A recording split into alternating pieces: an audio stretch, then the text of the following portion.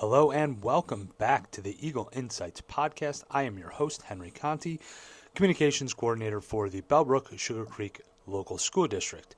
I'm excited to be back. I know it's been a little while. I had the State of the Schools performance that took up the majority of my time for the better part of about 2 months. So I apologize for any loyal listeners, hi Mom, who were disappointed in not hearing the dulcet tones. Anyway, we're going to get into some serious stuff today. Number one, the Bellbrook High School football team. I had Jeff Jenkins on the podcast, and I could not go without talking to him about what a great season it was. But why you're all here is that Jeff Jenkins and I are going to get into some Christmas movies. We list our top 5, and we both have the debate on whether or not Die Hard is a Christmas movie. So, hang out for that. I'm so glad you're here. Have a great day. Cue the Eagle. Jeff, thanks for inviting me into your office once again for the Eagle Insights podcast. We're going to get to something special today, like you wanted to talk about movies with me. So we chose Christmas movies, but before we do that, we have to talk about the football season. What I'm hearing a lot of, and don't hit me if you object to this, but what I'm hearing a lot of is that a lot of people have said, if you would have told me Bellbrook got as far as they did after witnessing week 1, they would have been shocked. Yeah. So tell me a little bit about week 1 and the growth of this team, obviously against Tippecanoe and moving on. But my response has always been the same in regards to week 1. It was one of the most necessary losses for us to endure. You know, I think we've had quite a bit of success the last few years. Going into week 1 when we had beaten Tip City the year before, maybe we came into the game a little overconfident, and we had our butts whooped. Yeah, and so we learned a lot about where we were at, what we needed to do to get to where we needed to be. I did know after we played Tip City, that was a very good Tip City team. Yeah, and they ended up being number 1 in the region. Yep. So I was really proud that our guys responded the way they did. Mm-hmm. Like I said, sometimes a loss can really propel a team into greatness. It forces them to dig a little bit deeper and analyze themselves and the team and make the necessary corrections. So yeah. It wasn't the start we wanted, but it was a necessary start. It's almost tough coming off a really successful season and having a lot of your team back to, especially for high school boys, to not come in thinking you're the greatest team on the planet. Sure. So, yeah, that humbling experience can be very, very important. Talk about the playoff run a little bit. Obviously, you guys had some fun in the playoffs. I'll tell you what, it was a great season. Yeah. It really was. We won 12 games. That was the first time that's ever been done in Bellbrook's history. Mm-hmm. We won our 5th straight league title. We played probably the hardest regular season schedule that we've ever had. Mm-hmm. Alter and Bell Fountain and Tip City and Valley View. Now, these were our non-conference games. And then we could get into conference, and that was pretty tough as well. But in the playoffs, I thought we played very well in the playoffs. Big win over Meadowdale right out of the gate. Mm-hmm. And then I was really, really impressed with the way we played against McNick and Wapak. Yeah. We scored more points against them than any other team had previously to playing them. So I was really proud of our offense there. Our defense, like in so many other games, played very, very solid. And then we lost to, it ended up being a 14-1 London team. Right. That was really good in a tight game. We lost 13-0. Yeah. But, we were all pretty crushed after the game. Right. And probably for a couple of days afterwards, I didn't move around a whole lot. Yeah. So my wife, I was like, just give me a day. Just give me a day. I'm going to lay here on TV and watch movies because that's what I love to do. Right. And it's why we're here. That's right. So just give me a day to kind of get myself right. And then, through time, and this always happens, is you start to see things far more clearly, after, a bit of time has passed, and to look back at the season and what the kids accomplished and how hard they worked. Yeah. Nothing but pride and I guess gratefulness for being a part of that. Yeah. You look at that London game, and I know you won't make any excuse, but you're down your top running back. Mm-hmm. You hold the team that hadn't been held under 39 points all season to 13. Maybe some of that's the weather, but a lot of it's your defense. Yeah. And they got gifted 7 points. I'll say they got gifted 7 points by not getting a face mask call in the end zone, which would have given you a first down, given you some room. Maybe you don't drive all the way down the field there, but then Riley isn't punting with backed up, has to get out of the way of the personal protector to just get a punt off, and they get the ball inside the 20 to start their first one. You won't make those excuses, but I'll make them for you. I appreciate it. But that's just an incredible game. I know, it didn't work out the way anybody in this school wanted it to work out, but I mean, I was just impressed standing there on the sidelines taking photos of that whole game. Was impressed by what you guys were doing. Yeah, it was just a great high school football game. Yeah. London, was one of the top teams in the state, all throughout the season. Yeah. So we kind of figured that we may end up with them at some point in time. Mm-hmm. And I thought we gave it our best shot. It wasn't, we didn't execute the way we typically do, but the effort was there, the work was there throughout the week, and it just didn't end up being our night. Yeah. All right, so here we are with the reason everybody's listening and watching today. Our top 5 Christmas movies. I think both of us, though, it's such a rich content area. It is. Both of us have some honorable mentions, so why don't you start with yours? Okay, so my honorable mentions, number 1 would be A Nightmare Before Christmas. Okay. Tim Burton movie. Mm-hmm. Tremendous. Yep. One that may shock people that's not on my top 5 is A Christmas Story. I have the same. It is not my top 5. It is my I know it's a Christmas movie and all that. I just never really got into it. Yeah. Mm-hmm. I have my reasons. Yeah, I get it. I do not have Home Alone in my top 5. They made my honorable mention list. Okay, same. 4 Christmases. Okay, yeah. Which is a John Favreau. I think that's a great movie. Yeah. Great Christmas. Almost made my top 5. Yeah. The Family Stone. Which is a great movie as well. Kind of came out that same time. Time area. Yep. Yeah. And then because the most debated question in Christmas movie history, I have Die Hard as a honorable mention because we just don't know if it fits or not. We'll have to discuss that, I guess. Now, I left Die Hard off my honorable mention just because I knew we were going to talk about it at length. So, my honorable mentions are Gremlins. Oh, man. How do I miss that? I'm going to confess that I went to Rotten Tomatoes and looked over the top 100 just so I made sure. And Classic. It's been so long since I've watched it. And I think my son is too young. My daughter wouldn't like it. My son is too young to watch it quite yet. What's funny is these high schoolers probably have no clue some of the movies we're talking about. I would guess not. What a great I have Claus, the Netflix movie. Mm-hmm. I have good things about The Santa Claus is an honorable mention. And then I get into really kid movies here that I think it's just because of the connection I have with my kids to him. Mm-hmm. But Mickey's Christmas Carol.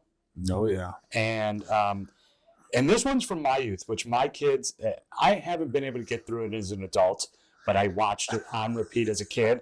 And it's Emmett Otter's Jug Band Christmas. That is in my honorable mention. That's one that it's going way back. Probably won't hear about. Probably not. Okay. All right. So, Jeff Jenkins, your number 5 Christmas movie. My number 5, starring the legendary, iconic Bill Murray, Scrooged. Very nice. 1988 film. Mm-hmm. Phenomenal Christmas movie. Phenomenal Christmas movie. Based on the Christmas Carol. And I'm going to miss so many of it's in my top 5 as well. We'll get there. But, all right. So my number 5 is a Nicolas Cage movie. Man. The Family Man. So it is another... Is this fairly new, this movie? This is probably... So I'll tell you, I watched this movie on a plane coming back from overseas.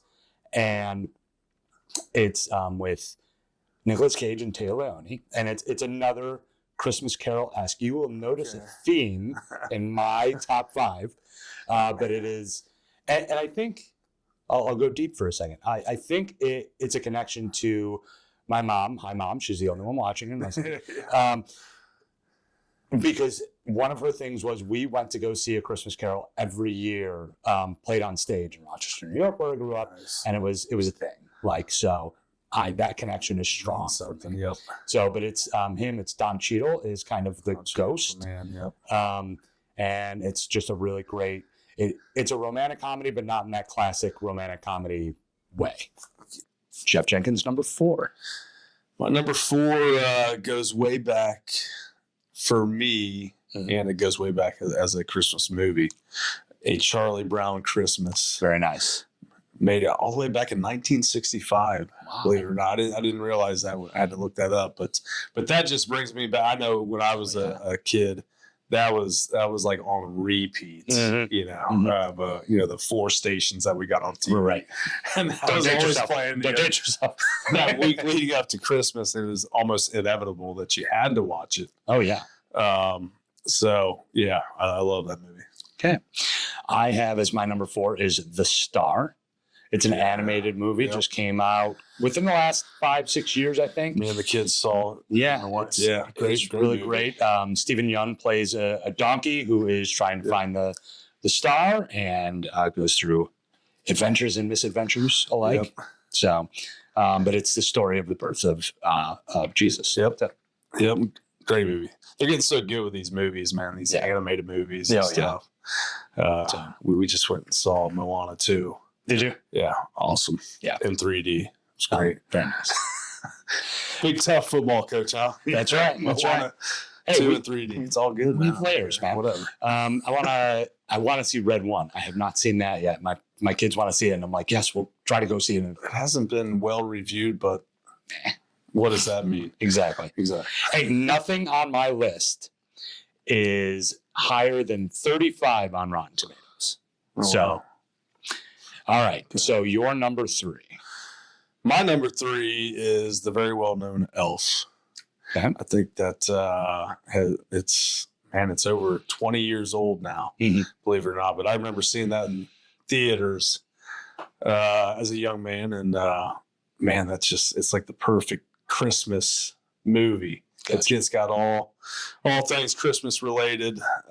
Great story, family friendly, funny. Yeah. Will Ferrell, the whole thing. It's awesome. Yeah. I'm gonna, against my better judgment, hot take. I am not a Will Ferrell fan. Oh, wow. Yeah, I know. Cut this interview, right? Yeah, I'm sorry. I do apologize.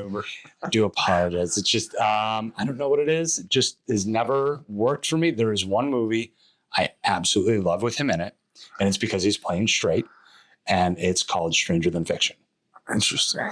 It is, and it's no surprise here. It is a movie about a book being written. Interesting. So it's I'll get you the link on that. Okay. Great movie. So it's my number 3 now, right? All right.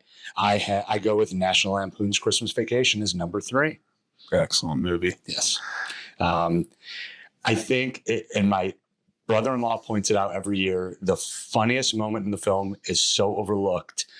They are at Walmart or whatever it's supposed to be, and they're throwing, Eddie is throwing bags of dog food into the cart. Chevy Chase very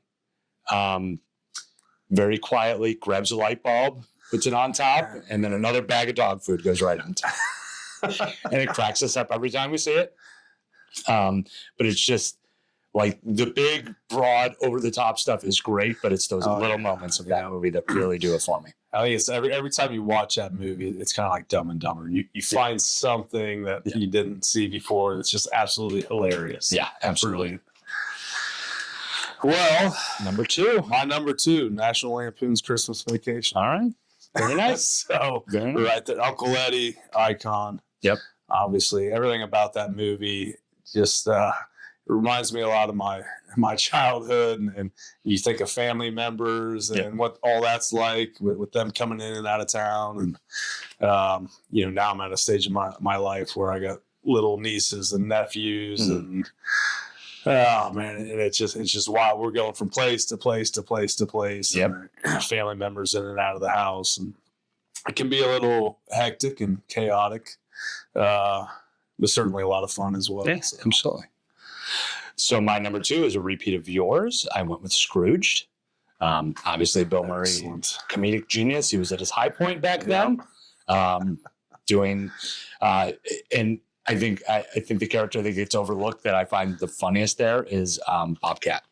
Bobcat Goldthwait is great in that movie, and he plays a more serious role than what he had played in his previous movies. So I find that movie hilarious. It is great.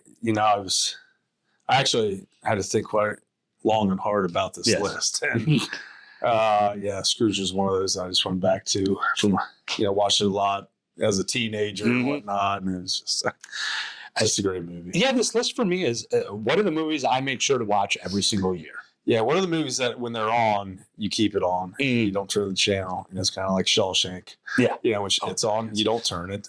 You got to watch it, and that's that. Yeah. Number one.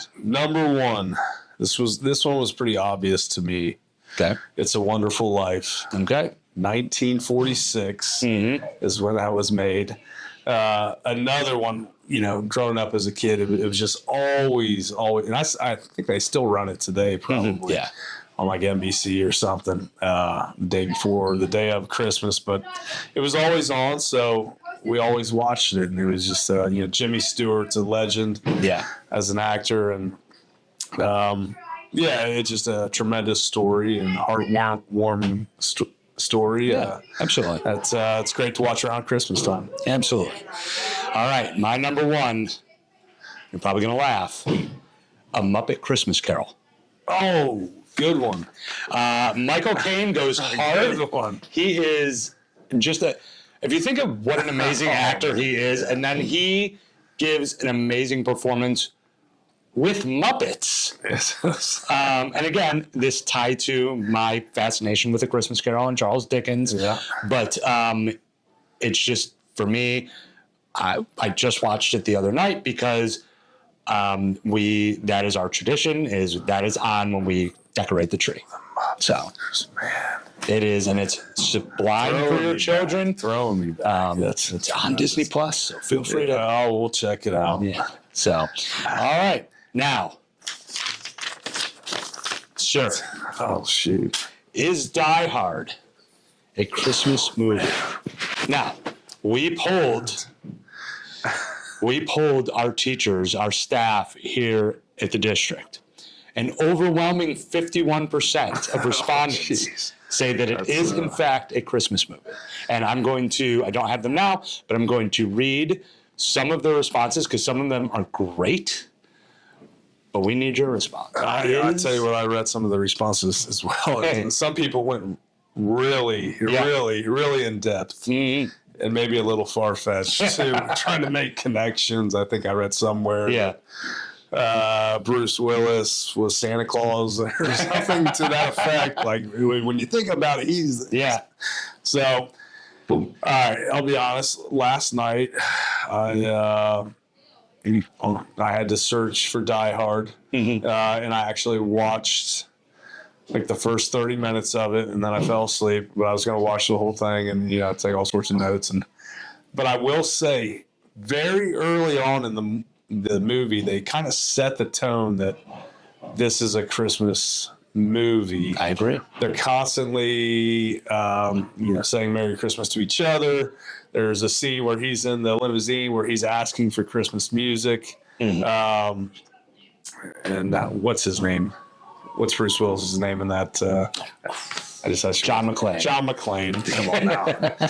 Yeah, where he's asking the limo driver, don't you got some Christmas music or something to play? And he's got a gift in this. He's got a big bear. Yeah. He's bringing, and he's going to his wife's Christmas party. So the setting is during Christmas time. Right. But I do not think the plot revolves around Christmas. Okay. This is where I stand with this. Okay. It's oh man. So it's what very does difficult. then make a Christmas movie? Because it can't just be time of year, clearly. That's what I believe. I think there's got to be something gearing towards, I guess, Christmas Day and everything that comes with Christmas.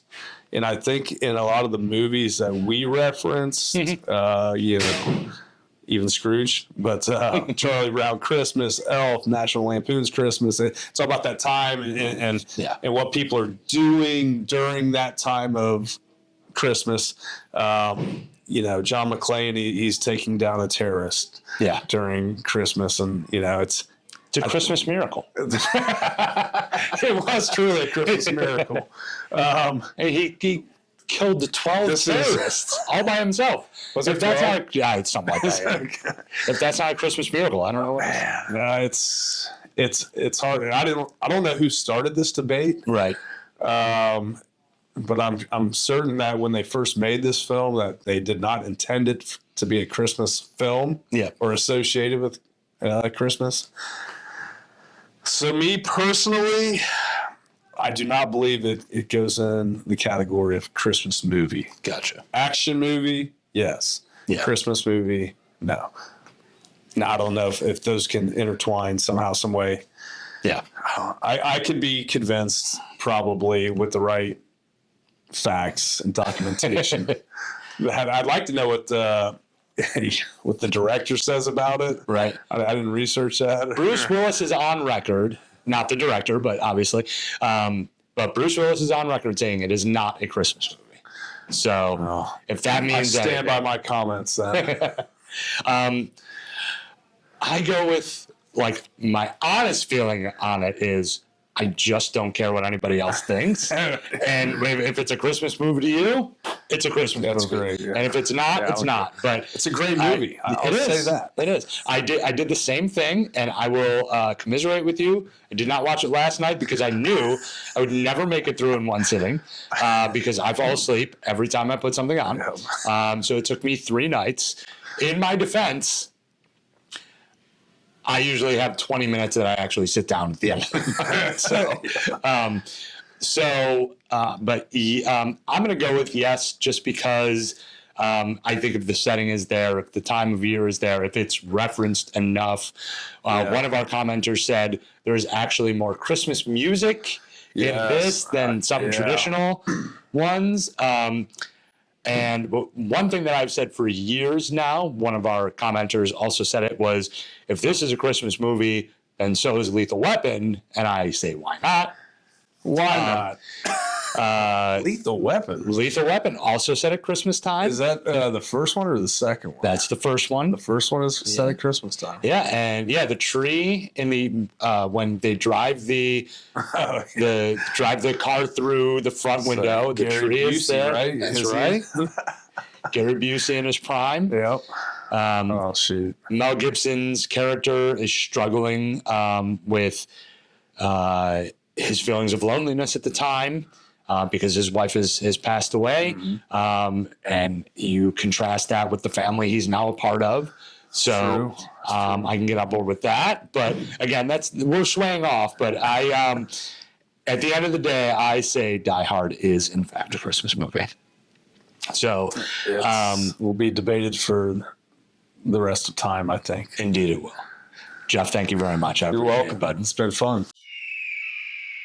Well, you heard what Jeff and I had to say about it, and now it's time to hear from our staff. We had 115 responses, and 48.7% said that Die Hard is indeed a Christmas movie. The second highest after that, I have never seen Die Hard at 29%. 18% said no, and then we gave an other option where people could fill in their own. Some of these are pretty funny, but what I want to do now is share some of our staff's thoughts. So I ran around to several buildings and got their thoughts. So here is, to start with, Mr. Aaron Fromm, high school teacher. I think it is a Christmas movie in the same way that Home Alone is a Christmas movie. Both are stories that could have been set in any time of the year, but were intentionally set during the holidays. And this is the rationale for Hallmark movies. They mass-produce Christmas movies, And they're only Christmas movies because they're themed as Christmas. Other than that, they're pretty generic rom-com tropes. They're set during Christmas, so they're Christmas. In terms of character analysis, I think Hans Gruber is a better Grinch than the Grinch himself because his heart never grew. And Sergeant Powell is the true believer in the story who's trying to convince all the non-believers that Santa, John McClane, the hero, is real and will deliver in the end. And John McClane is Santa, tasked with rewarding all the good boys and girls by saving them and punishing all the naughty boys. And he has to do all of that in a single night. And I'd also like to point out that Die Hard has more Christmas music in it than White Christmas, which is considered a Christmas classic. So yes, I think Die Hard is a Christmas movie. Next up, sticking with the high school, we have Mr. Dave Hann. Die Hard is not a Christmas movie. You know, by that argument, Jaws is a teen beach comedy. Although I guess you could argue that if you run it in reverse, the shark is actually a very kind fish who delivers legs to those who need them. We're going to stay with the high school for one more and hear from high school teacher Bob Parks. Die Hard's a great film, but I don't consider it to be a Christmas movie. If Die Hard is a Christmas movie, then I think Lethal Weapon is also a Christmas movie. They both take place during the Christmas season, but Christmas is not the main theme to either film. Our transportation director, Lori Smith, had something to say as well. Die Hard was released at Christmas time for the big box office dollars that the holidays bring in. The original movie's plot is only plausible if it happens after hours when security is not as tight and coworkers are distracted. This is only explainable if there was an office holiday party. This underlining theme is supported with Christmas music for the film and a brief appearance of Santa. But at the core, this is an action thriller movie that takes place at Christmas. It's not my preferred type of Christmas movie, but millions of people believe it is. At the middle school, teacher Jamie Burnham had this to say. Die Hard is a Christmas movie because it takes place during Christmas and reveals chaos in the holiday time. Honestly, what's more holiday than that? Sticking with the middle school, first year in our district, Carl Stanberry had this to say. Well, Die Hard is a Christmas movie. It's a majority of holiday movies have other plots that include Christmas themes, which includes several Hallmark movies. Several Christmas songs can be heard throughout. There is snow during the movie, indicating wintertime. It is also one of the most popular movies played during Christmas time. Last year, in fact, according to Dish Network, it beat out several holiday favorites such as Home Alone, Miracle on 34th Street, and The Santa Claus. Shifting over to BCI, Shelley Smith has some strong feelings about whether or not Die Hard is a Christmas movie. Here's what she had to say. Die Hard is definitely a Christmas movie. It starts the beginning on Christmas Eve at a Christmas party. There are all kinds of Christmas decorations and mentions of Christmas. Even the villain Hans Gruber says, "It's Christmas, Theo. It's the time of miracles." And the very end, the chauffeur says, "If this is how they spend Christmas, I've got to be here for New Year's." Renee Main also shared her thoughts, also from BCI. The movie is not about Christmas. The setting, which is the time and place, is Christmas, but the theme or the main topic of the movie is not Christmas. So now we've settled that debate, right? Well, I think the late Alan Rickman has something to say about it. Now I have a machine gun. Ho, ho, ho. Yeah, that's probably my favorite line from the movie. Anyway, I want to take the time to thank everybody who participated in this fun little podcast we did.